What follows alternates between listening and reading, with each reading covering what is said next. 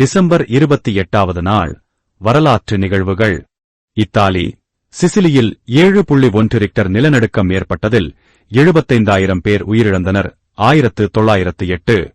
மகாத்மா காந்தி இந்திய சுதந்திர பேச்சுவார்த்தைகளுக்காக பிரித்தானியா சென்றார். 1930.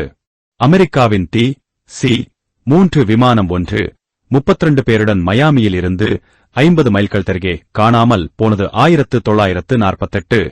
கம்யூனிஸ்ட் தலைவர் சின்பிங், துங்கு அப்துல் ரகுமான் ஆகியோர் மலாயா அவசரகால நிலையை முடிவுக்கு கொண்டுவரும் பொருட்டு மலாயா பாலிங் நகரில் கூடினர். 1956.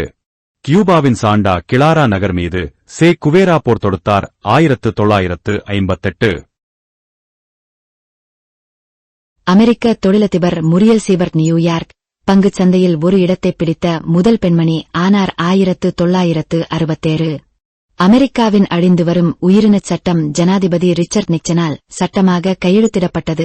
1973. யுனைடெட் ஏர்லைன்ஸ் விமானம் 173 போர்ட்லேண்ட் சர்வதேச விமான நிலையத்திற்கு அருகிலுள்ள ஒரு குடியிருப்பு பகுதியில் விபத்துக்குள்ளானது. 10 பேர் கொல்லப்பட்டனர். 1978. ஆஸ்திரேலியாவின் நியூ சவுத் வேல்ஸில் உள்ள நியூகேஸில் 5.6 ரிக்டர் அளவிலான நிலநடுக்கம் ஏற்பட்டு 13 பேர் கொல்லப்பட்டனர். 1989. சோமாலியாவின் இடைக்கால கூட்டாட்சி அரசாங்கத்தின் இராணுவத்தினர் மற்றும் எத்தியோப்பிய துருப்புக்கள் மோதலின்றி மொகடிசுவை கைப்பற்றினர். 2000. பாகிஸ்தானின் கராச்சியில் ஷியா முஸ்லிம்கள் அஷுரா தினத்தை கடைபிடிக்கும் இடத்தில் நடந்த தற்கொலை குண்டுவெடிப்பில் 43 பேர் இறந்தனர். 2009. இந்தோனேசியா ஏரேசியா விமானம் 8501 சுரபயாவிலிருந்து சிங்கப்பூர் செல்லும் வழியில் கரிமாதா ஜலசந்தியில் மோதியதில் அதில் இருந்த 162 பேரும் கொல்லப்பட்டனர். 2014.